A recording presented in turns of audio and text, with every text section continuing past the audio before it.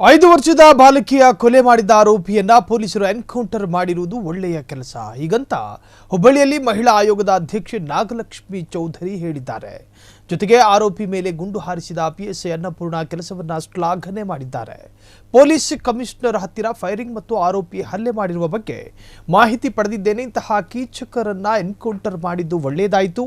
ಇಂತಹ ಪ್ರಕರಣಗಳಿಗೆ fast track court ಮಾಡಬೇಕೆಂದು ಸರ್ಕಾರಕ್ಕೆ ಆಗ್ರಹಿಸಿದ್ರು. ಇನ್ನು ಹುಬ್ಬಳ್ಳಿ ನಗರಕ್ಕೆ ಹೋಗ್ತಿದ್ದಂತೆ ಮೊದಲು ಕಿಮ್ಸ್ ಆಸ್ಪತ್ರೆಗೆ ದೌಡಾಯಿಸಿದ್ರು. ಎನ್ಕೌಂಟರ್ ವೇಳೆ ಗಾಯಗೊಂಡಿದ್ದ ಪೊಲೀಸರನ್ನ ಭೇಟಿಯಾಗಿ ಆರೋಗ್ಯ ವಿಚಾರಿಸಿದ್ರು. ಬಳಿಕ ವಿಶ್ವೇಶ್ವರ ನಗರದಲ್ಲಿರುವ ಮೃತ ಬಾಲಕಿಯ ಮನೆಗೆ ಭೇಟಿ ನೀಡಿ ಪೋಷಕರಿಗೆ ಧೈರ್ಯ ತುಂಬಿ ಸಾಂತ್ವನ ಹೇಳಿದ್ದಾರೆ.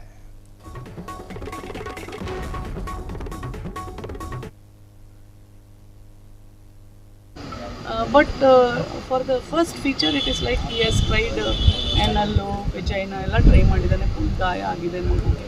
ಅದು ಆ ರಿಪೋರ್ಟ್ನ ನಾನು ಕೇಳ್ಪಟ್ಟೆ. ಬಟ್ PM ರಿಪೋರ್ಟು ಮತ್ತು ಆಮೇಲೆ FSLಗೆಲ್ಲ ಕಳಿಸ್ಕೊಟ್ಟು ಅದೆಲ್ಲ ಕಾನೂನು ಪ್ರಕಾರ ಮಾಡಿ ತಗೊಳ್ತಾರೆ. Anyway is but still but ಆ ಪೊಲೀಸ್ ಅಧಿಕಾರಿನೂ ಸಹ ನಾನು ಭಾಳ ಶ್ಲಾಘಿಸ್ತೇನೆ. ಯಾಕೆಂದರೆ ಆ ನಿಮಿಷದಲ್ಲಿ ಅವಳು